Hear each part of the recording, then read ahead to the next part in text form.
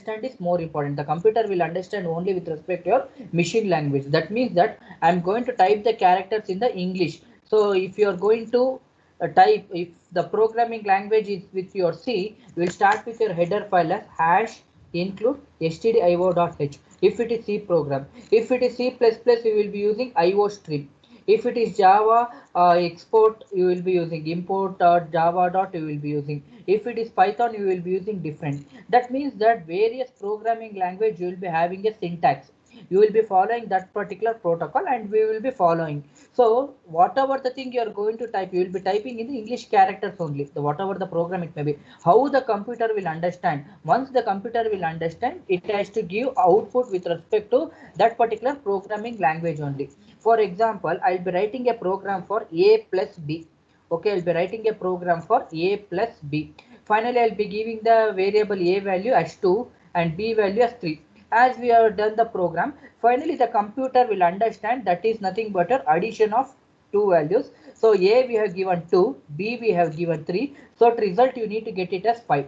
So it will be displayed in our output screen. C is equal to 5. That means that whatever the output you are going to get, that is nothing but a target program. Whatever the program we are going to initialize and we are going to write, that is your source program. Now for example, now I'm talking in the English so that everyone will be able to understand. So that the same thing, if I'm going to talk in the German language or in the French language, it is difficult to understand with you. Those who know, they will understand. Though those who don't know what they are going to do, they are going to use the translator. That means that whatever the thing I'm going to talk, they are going to type same thing and there will be understanding. The code will be getting in this particular case.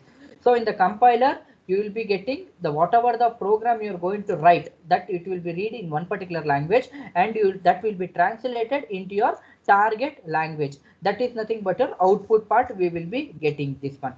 So compiler, I'll repeat once again, what is the definition of the compiler means? The program that reads the code in the one language. That is important. Program that reads the code in one particular language. Either it may be your C or it may be your C++, whatever it may be. So that I'm going to take it as source program. I'm going to translate. So whatever the result you're going to get, that result we used to say it as a target language. So whatever the thing you may write, either you may write it in your English or you may write it in Kannada or whatever it may be, which language.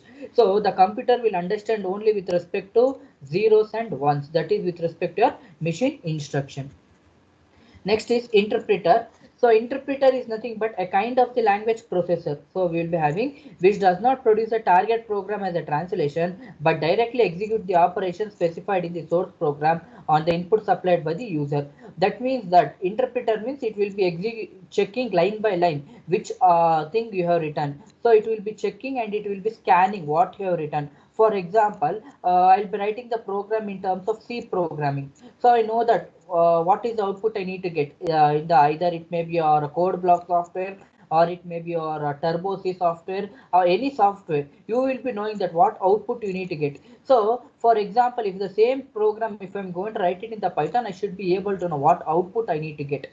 Same program, if I'm going to write it in the assembly level language, so that I should be able to know what output you need to get. Who is going to know the output? You. V is nothing but your user. So depending on the user requirement. So if I want to give some real-time example, means they'll be developing a software. Who is going to develop a software? User. So depending on the client's requirement, the client will be telling the user has to perform this particular operation, it should have this particular features, everything you will be collecting information and is going to develop a software. So depending on the client's requirement,